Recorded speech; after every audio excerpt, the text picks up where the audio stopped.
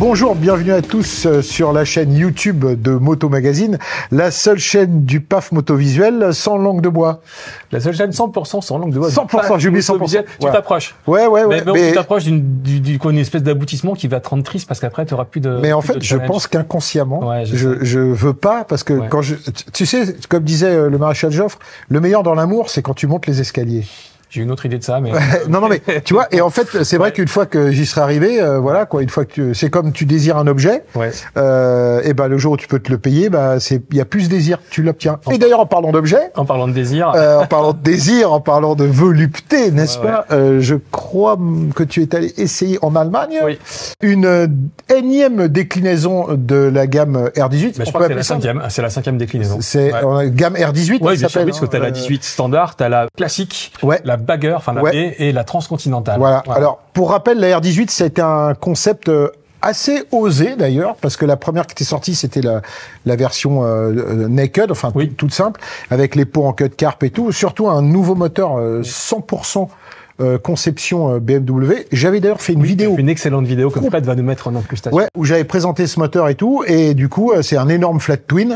Avis partagé, moi je l'adore, il y en a d'autres qui l'aiment moins, etc. Donc voilà, de fil en aiguille, on arrive à cette Roctane. D'après ce que j'ai compris, c'est une bagger avec une tête de fourche ou je dis une énorme connerie. Compliqué que ça. D'abord, quelque chose... c'est plus scientifique pour on aime la moto, mon cher Marcel, mais moi je dirais qu'avant la moto, il y a des histoires d'hommes et des histoires de femmes. Ah, j'aime ça. Voilà. Ah, j'aime parce que quand même, le métal c'est bien, mais les gens c'est mieux. Ouais. Figure-toi que le chef de produit de cette R18 Roctane, alors Roctane, le nom c'est un mélange entre rock and roll, parce que chez BM, les modes de conduite de cette moto, c'est Rennes, rock et roll. Ouais, c'est ça, je me souviens, mais même celle d'origine, voilà, elles ont tout ça. C'est assez punk, moi j'aime bien, donc tout de suite tu mets en rock, t'as la puissance. Avec Build in Berlin sur le compteur, je me souviens, Donc mélange entre rock et octane, le fuel, l'essence de la passion, bim, marketing, top, Roctane. À l'heure où on essaie de te mettre de l'électrique. Bah non, justement, eux ils y vont. Et celle qui fait ça, figure-toi, c'est une Allemande quinquagénaire tout en cuir, elle s'appelle Gisela, et je pense qu'elle ferait beaucoup plus. Gisela? Bah oui, c'était la chef de produit. Ah, chef de produit. Que pour ce modèle-là? Ouais, qui était, voilà. D'accord, c'est marrant ça. C'était son premier produit 100% made in Gisela. D'accord, ok. Donc ça, c'est pour le start de femme. Elle a roulé avec nous, elle roule assez bien, tout en cuir à l'allemande, tu vois. Ça fait 2 fois que tu dis qu'elle est tout en cuir. Parce que je sais a priori, je sais que non. Je sais que essaye pas de mettre ça sur le dos. Je vois que, a priori, ça t'ava. Donc, elle était habillée comment? Bah, au cuir. Mais, tout en cuir. Entièrement cuir. Est-ce que je pourrais dire que c'était un peu comme Catwoman dans Batman? À l'allemande. Ah oui, c'est. Catwoman. Catfrau. Au-delà de l'histoire de femmes, il y a des histoires d'hommes. Et là, j'ai une très bonne nouvelle, mon cher Marcel, c'est que t'as failli nous foutre un putain de bordel en 2017. T'as failli nous remettre le Blitzkrieg, à côté, Battiston, Schumacher au football en 82. Ah ouais. Parce que tu les as quand même créé un putain d'incident diplomatique sur un essai BMW, la 850 GS, à côté de Malaga, avec Robert. Est-ce que tu peux nous en parler? Robert, est-ce que c'était l'ouvreur? Le guide, l'ouvreur, ouais, ça fait grève en disant si tu mets pas du gaz, je me casse. Ouais, un mec qui faisait 2 mètres. Ouais, c'est ça, et on était parti faire une présentation 850 GS à côté de Malaga. 850 GS, alors évidemment, c'est pas une hypersport, tout le monde est d'accord, la F800. Mais on roulait à 80 km/h, c'est la limite. Et quand c'était 70, et au bout de 30 bornes, on est arrivé à sa hauteur, j'étais pas le seul d'ailleurs. On a fait, mes mecs, faut rouler un peu, et le mec a fait house comme ça, donc ça nous a un peu énervé, les Français. Voilà. Et on a dit, mais non, mais nous, il faut essayer une moto, sinon vous nous ramenez à l'hôtel, on glande à la piscine. Sinon on fait grève. Sinon on arrête de rouler, donc il y a eu branle-bas de combat et tout. Et c'est là où il a appelé. Ça a fait effectivement un peu un bazar. Le staff de BMW a dit bon bah toi tu rentres, on va nous envoyer un autre ouvreur qui nous a envoyé l'excellent Archie, du gaz, qui lui s'est mis à rouler. On s'est bien marré et on est tous rentrés entiers. Alors, quelques anecdotes, c'est-à-dire que ça roulait tellement peu avec Robert que du coup ça faisait l'accordéon pour mettre un peu de gaz.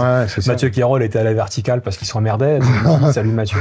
Et lui pensait que comme il y avait de la distance, ça allait trop vite, donc il ralentissait. Ouais, c'était ça. Et toi, à un moment, t'étais en forme, tu lui as gueulé dessus en disant soit tu mets du gaz, soit je fais grève. Et alors chez BM, ça les a traumatisés parce qu'ils en parlent encore. Sauf que j'arrive sur le parking le matin, qui vois-je, mon bon Robert. Ben oui, mais pour essayer un custom, alors, tu sais, il est probablement fait pour ça. En fait, donc je dis aux autres, oh là là, moi dans une heure je fais grève. Et en fait non. Alors déjà Robert, il est hyper sympa. Il a un peu une tête de Papa Schulz. J'ai la photo avec lui, Fred. Ouais, non mais il est très sympa. Il va la mettre. Il appliquait les ordres de voilà. Mais là il s'est détendu et en fait il roulait bien. Ah ouais. Et j'ai même vu faire des trucs de dingue. Il a fait de l'interfile. Oh putain, en Allemagne. Il est malade. Bah ouais, c'est un Barjo. Et en fait, il est hyper sympa. Mais sauf qu'à l'époque, on lui avait dit Coco, tu vas mollo. Et bah, voilà. Donc voilà, pour l'anecdote, une journée avec Robert, 2 jours avec Robert, je tiens. Bob, ça fait mieux comme on a un truc un peu US et tout. Et je tiens à, tu sais, des fois on râle parce que les présentations sont mal gérées, ça roule pas. Ouais, enfin, ouais. Il y a des marques spécialistes de ça. Ouais. Eh ben là, pas BM, 2 jours de route complet, un truc itinérant. Cool. On a fait le sud de l'Allemagne à partir de Munich, on était allé en Autriche, on a fait des cols au Tyrol. Saucisse, on a fait de la montagne, du virage, du machin. Et en fait, en vrai, essayer une moto pendant 500 bornes, pendant 2 jours, bah, c'est quand même comme ça que tu découvres une moto. Exactement. Et d'ailleurs, c'est marrant parce que si tu écrivais ton papier le soir 1, tu écrirais pas les mêmes choses que le soir 2. Ouais. C'est ça qui est bien. Ouais, c'est ça qui est bien. C'est alors revenons à cette Roctane. Alors la Roctane, donc tu sais, c'est allemand dans. What was the dress code of this leather? Leather. Full leather. Full leather. Ouais, leather. Ah, en cuir, je sais pas. Ouais. D'accord. Donc Gisela. Voilà. Donc la Roctane, en gros, effectivement, c'est un bagger, c'est-à-dire sacoche rigide, guidon un peu haut.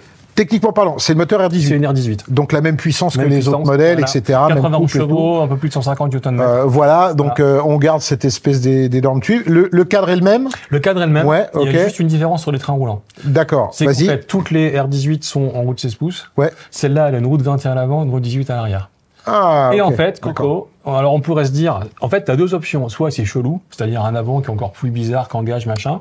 Est-ce que tu ferais allusion à une certaine Guzzi qui s'appelait, je crois, la MGS 21? La pire moto. Elle s'appelait la MGS 21? Ils avaient fait un bagger avec une route 21, c'est une catastrophe. Ouais. Ah ben pas là. En fait, moi j'ai tendance à dire que, alors la R18, comme tu disais, on aime ou on déteste. C'est vrai que c'est une moto qui est particulière parce qu'on est habitué. En fait, tous les gens qui sont habitués à cet esprit du gros cruiser ont à la fois un type de sensation mécanique. Le flat, lui, c'est des sensations différentes. Ouais, et aussi un type d'ergonomie. C'est vrai que naturellement, quand t'as les mains comme ça, t'as tendance, bim, à envoyer les jambes. Et là, c'est pas possible. Et bah là, tu peux pas. Bah non. Voilà. Ou alors, faut passer au-dessus des cylindres, mais à ce moment, t'aurais les... Alors ça, c'est le Ural Wolf. Tu sais que c'était un custom saut. Non, mais je l'ai essayé. J'ai encore une photo pareil. Le Ural Wolf, c'était un espèce de pieds au niveau des mains. Ouais, et ils avaient mis 2 repose-pieds, un en dessous du moteur et un au-dessus. Ouais, excellent. Ah ouais, c'est un peu, j'ai essayé. Non, mais c'est sûr que l'architecture, t'es un peu obligé d'avoir les pieds derrière les cylindres. Voilà. Cela dit, une fois qu'on passe le cap, j'aime pas, je suis une moto qui a sa propre identité, je peux affirmer haut et fort qu'en termes de châssis, elle a un train avant qui est super neutre. Ouais. Mais vraiment, c'est-à-dire qu'elle engage pas, tu peux rentrer en virage, corriger tes trages, t'as jamais un moment où c'est compliqué, elle pèse quand même 370 kg avec les pleins. Oui. C'est quand même une grosse artillerie. Évidemment, c'est vrai que l'essayer sur des routes en Bavière, t'es pas dans cette espèce de dead zone qui est le Hidalgoland où chaque déplacement c'est une guerre civile, tu vois. C'est sûr. Anne, si tu nous lis. Tu parlais de pour rappel, la tête de fourche, elle est montée sur le guidon ou elle est fixe sur le cadre? Il n'y a pas de tête de fourche, c'est juste une nacelle de phare noire, un peu comme une Road King spéciale. Ah oui, d'accord. Avec un guidon comme ça. Ouais, donc t'es en position le vent dans la tronche. Cela dit, la selle a été redessinée, elle est plus creusée, plus épaisse dans sa partie arrière. Donc t'es plutôt bien installé, à cette exception près que en fait l'ergonomie est quand même particulière parce qu'il te faut, même si la selle est basse, il faut que tu sois grand, ne serait-ce que pour tourner le guidon sur les manœuvres, donc il faut des grands bras. Ouais. Par contre, si t'as des grandes jambes, un peu mon cas, t'as un peu un moment les genoux au-dessus des fesses, t'as l'impression que tu les as sous le menton et c'est vrai qu'on s'y habitue, mais c'est pas totalement naturel sur une ergonomie. Néanmoins, en termes de châssis, donc cadre, etc., standard, roue avant de 21, roue arrière de 18, c'est un avantage, c'est que le train avant, il est super neutre. Ouais. Et j'ai pas ce souvenir là sur une R18, notamment dès qu'elles ont un petit tête de fourche ou toi, où c'est comme des motos assez lourdes. Ouais, puis nos roues ballon de 16 à l'avant, t'as beaucoup de gomme au sol déjà, puisque t'as un pneu large.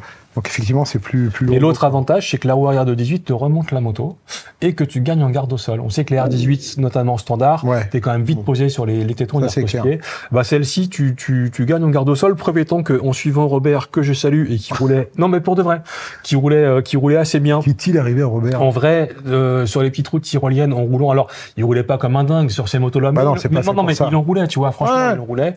Bah en fait, on frottait pas vraiment en roulant normalement derrière lui. Et moi, j'ai frotté globalement que sur les séances photo où tu en rajoutes un peu parce qu'il faut mettre un peu de posture et là forcément tu vas toucher la garde au sol, les limites de la garde au sol, mais tu peux déjà en roulant proprement sur un bon bitume avoir un rythme tout à fait correct. Alors comme dernièrement la dernière que tu as essayé c'était une Indian qui était un peu dans la même ambiance. Ouais, sauf que c'est le côté club style, donc c'est gros moteur petit châssis, là c'est gros moteur gros châssis. Mais par exemple pour que les gens se rendent compte entre l'Indian que tu as essayé et ça, on est sur la même philosophie ou tu as quand même des vraies différences différence de... Il y a une grosse différence, ça tient au caractère moteur du flat. C'est-à-dire que... alors c'est un moteur que tu apprécies vraiment sur le long terme, puisqu'il est excessivement souple. En fait, vu la cylindrée unitaire, et encore une fois, je renvoie à la vidéo que tu as faite où tout est démonté, tout est expliqué. Ouais. Moi, je trouve que c'est une prouesse d'avoir ce truc avec lequel tu roules. Alors, tu as un petit contour dans la fenêtre digitale. Tu roules à 1300, 1400 tours en 3e, 4e, il n'y a pas un à-coup. Et ça vibre pas, et tu dis, je suis sur un énorme truc avec des pistons gigantesques, et c'est assez rond. Et quand tu mets du gaz entre 3000 et la puissance maxi un peu au-dessus de 4005, l'air de rien, ça marche. Tu vois, ça marche, ça vibre un peu, t'as un peu de caractère, mais en vrai, il est un poil plus effacé, un poil plus policier qu'un bon gros véhicule à l'américaine, notamment ce bloc Indian qui moi, je trouve en fait, réussi. La souplesse du moteur, c'est parce que c'est un moteur qui est naturellement équilibré, le flat. C'est ça aussi. Alors que les moteurs Harley, machin, au contraire, ils sont complètement, il y a un énorme balourd de vilebrequin. Donc moi, j'aime bien la souplesse du R18. Oui. Et je sais qu'à l'époque, les gens disaient, je dis non, mais il est sympa, il est hyper coupleux, il reprend bas dans les tours. Moi, il sonnait bien, alors avec les normes Euro 5 et tout. Non, il sonne bien. Il pète à radouille un peu quand tu coupes les gaz à 1500 bim. Donc t'as un vrai, t'entends bien le twin. Après, par rapport à l'Indian à laquelle tu fais référence, que j'ai essayé il y a pas longtemps, il y a quand même 50-60 kg d'écart. Donc sur une moto, ça joue quand même, même si elle est gorgée de couple. Autre point important, puisqu'on parle du moteur, c'est la boîte. La boîte, elle est hyper bien. Elle est en fait, toi, sur ces gros moteurs.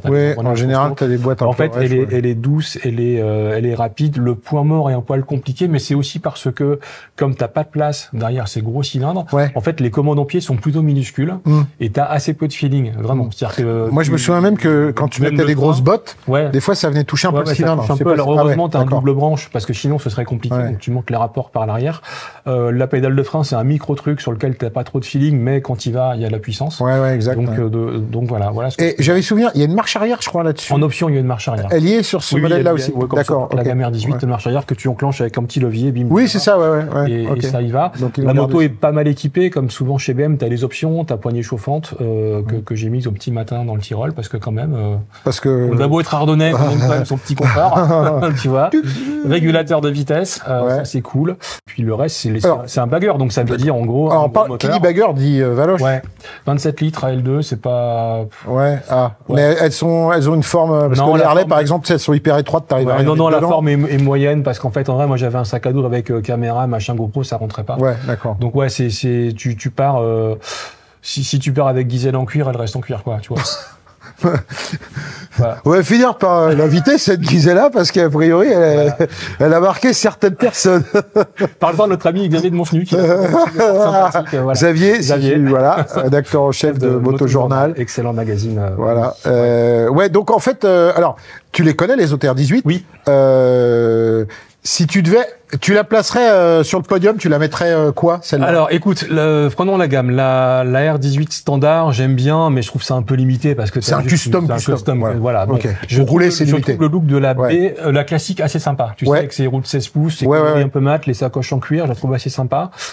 Sauf qu'elle est sur les routes 16 et qu'elle a pas de garde-sol. Robert avait une classique. Donc lui, il faisait street track et toi derrière, t'étais encore un peu plus. La Transcontinentale, je trouve qu'elle est trop lourde de l'avant. Elle est trop lourde de l'avant. Parce qu'elle est, même à manœuvrer, c'est compliqué vu le morceau. Et je trouve qu'avec le poids supplémentaire, on est à plus de 420 kilos. C'est vrai. Mais c'est la vraie route, c'est l'équivalent de l'Ultra Glide, quoi. Sauf que la sono est pas terrible, elle est lourdingue, et j'ai l'impression que le poids, la dernière fois qu'on l'a essayé, quand on est allé à l'Alpe Aventure Festival l'an dernier. C'est vrai. Alors c'est vrai qu'on avait une Indian Challenger en face qui tartinait, tu vois, je trouvais que le moteur était quand même, à ce niveau-là de poids, le moteur souffrait, et là je trouvais que tu avais à la fois une moto globalement confortable, très neutre du train avant, et ça c'est appréciable, avec un peu de garde au sol. Et elle protège un peu quand même là. Mais tu sais, tu roules naturellement, tu roules à 120, tu vois. Au-dessus, tu peux, mais c'est débile, quoi. C'est pas fait pour. Donc, elle est à peu près confort. Le châssis est super équilibré. Le moteur est souple et agréable et attachant. Et t'as en valise le minimum pour partir en week-end à deux en voyageant un peu léger. J'aime bien le look, un peu mat. Je serais même allé plus loin. Moi, j'aurais mis du rouge mat. Après, tu vois les choses punchy. Tu disais que les valises sont, parce que tu sais que les vêtements en cuir, c'est dur à plier. Donc, je sens que tu t'y non, mais ça prend de la place, donc il faut. C'était juste ça un rapport à. Gisela, quoi. Écoute, en vrai, tu lui colles un coloris plus badass, tu vois, un espèce de bleu mat, de rouge mat, de jaune mat, un truc genre bim, tout le reste en noir, avec les échappements satinés là. Franchement, je craque à 26 200 €. Et alors, bon, là, t'as dit, s'il y avait 2-3 choses à changer dessus, qu'est-ce que vraiment qui t'a tu diras ça? En fait, il y a un truc que tu ne peux pas changer, ce qui est l'ergonomie des pieds. Ouais, c'est intrinsèquement au cœur de la moto. Encore une fois, on s'y fait pas, on n'aime pas, c'est le choix de chacun. Ouais. Un frein avant un poil plus puissant. D'accord. Des valises un poil plus larges, une tête de mort sur les quartiers latéraux parce que ça va bien que ces motos-là. Tête de mort. Bah oui. Ouais. Et tu dis 26 200. Mais sache que chez BMW, il y a un petit double discours. Genre d'un côté, on est hyper content de la R18, on en vend vachement. 20 000 l'an dernier, c'est cool. C'est pas ce qu'on entend. Il y a 6 000 € de remise si vous en voulez une demain. Ouais, c'est ça. Quand tu connais la politique de la marque, les 6 000 € de remise. Quand même, la R18, on va pas se mentir. Voilà. En France, c'est pas le. Ouais, puis à Paris, c'est pas le truc que tu vois. Non. T'imagines rue de Rivoli avec ça. Hein. Non, puis ils sont arrivés sur un marché avec, je te dis, Harley, Indian. Ils sont arrivés avec en plus un concept impossible de mettre tes pieds en avant et sur un. Donc voilà, donc 26 000 €. Oui. Oui, bah c'est en fait il y a une concurrente directe, une seule, c'est la Harley Road King Special qui offre le même look un peu noir mat au niveau moteur, châssis, cuvelage de phare, guidon sans pare-brise ni protection et valise rigide. Ouais, c'est ça, la Road King. D'accord. Ça mérite confrontation. Ouais.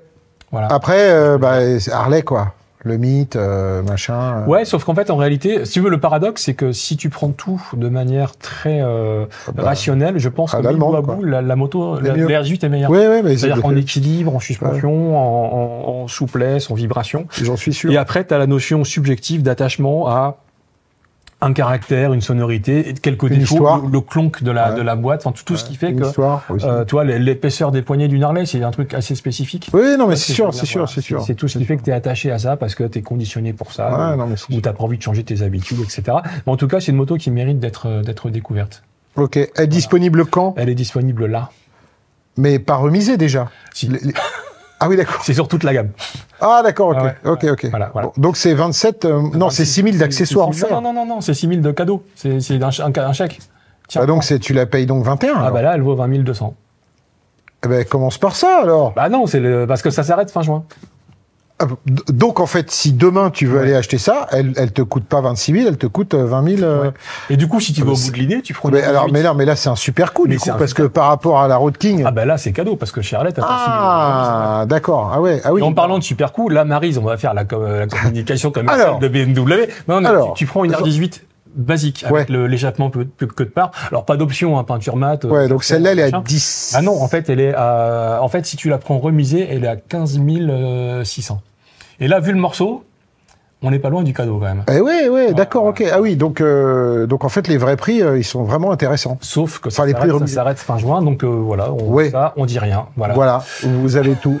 Donc t'as 20 000 balles qui traînent ou pas? Non, je les ai pas là. Et puis j'ai assez de motos, on verra plus tard. Mais c'est vrai qu'à ce prix-là, t'as vraiment. Non, en tout cas la moto, elle a un look, elle a une identité, elle a des caractéristiques propres qui méritent d'être étudiée. Après, ça plaît ou pas, ça c'est comme toutes les motos à forte identité. Non, mais je trouve qu'elle est réussie. Injustement, ce moteur en tout cas, il est injustement boudé. Oui, mais ça arrive sur un segment.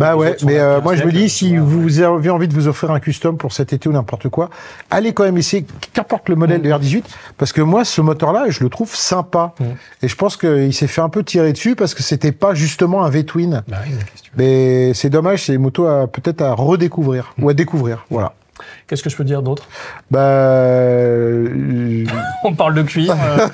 Alors, donc, ta dernière acquisition. Les selles sont en Sky ou en cuir? Non, c'est du cuir. C'est du cuir. D'accord. Bon, écoute, un dernier détail. Démarrage sans clé, mais il faut une clé pour les valises. Ah bah oui, tiens, ça pourrait changer. Ouais, c'est ça. Puis démarrage sans clé, je rappelle que la R18 qu'on a pris l'été dernier, j'ai perdu les clés sur l'autoroute et ça nous a bien emmerdé. Donc, en fait, une clé que tu mets dans un contacteur, que tu c'est en fait pas si mal. C'est pas mal du tout, Voilà. Allez, vive la clé de contact, vive Axel Mellerin. Vive la clé de contact. Vive Gisela, vive Robert, vive les R18, ça c'est vous qui nous le direz. Voilà, et vive le cuir. Vive le cuir. Et vive Fred en cuir derrière la caméra. T'as vu, il a mis son petit cuir. Ouais, il a mis son petit pantalon à lacets, là, tu sais, des années biker, années 90. Et les fouettes couillons. Et les fouettes couillons. Ah oui, les fouettes couillons. On se retrouve bientôt. On peut en mettre sur la... il y a pas de raison qu'on en mette pas. Allons-y. On se retrouve bientôt sur une autre émission, chaîne YouTube Moto motomac, des débriefs, des offs, des essais, des prochain essai. Moi, alors, rien au planning, mais on va partir en comparo, enfin tout ça. Ouais, on va partir en comparo, mais essai, la prochaine c'est la CF moto. Le Roadster NK800, Sport NK800 avec le moteur de la 790 KTM, voilà. Tu nous diras ce que t'en penses. Ouais, je l'essaye. Bon, il y a le temps, c'est fin juin. Ouais, voilà. Tiens, réponds. Allez, tiens, c'est Gisela. Allez, c'est Gisela. Oui. Allô? Si. Guten Tag, Gisela. Ich bin Axel. Ich bin Trava de Moto. Yes. Ich bin parlé à le kind Philippe. Gisela, je vous passe Philippe. C'est pour toi. Coupé.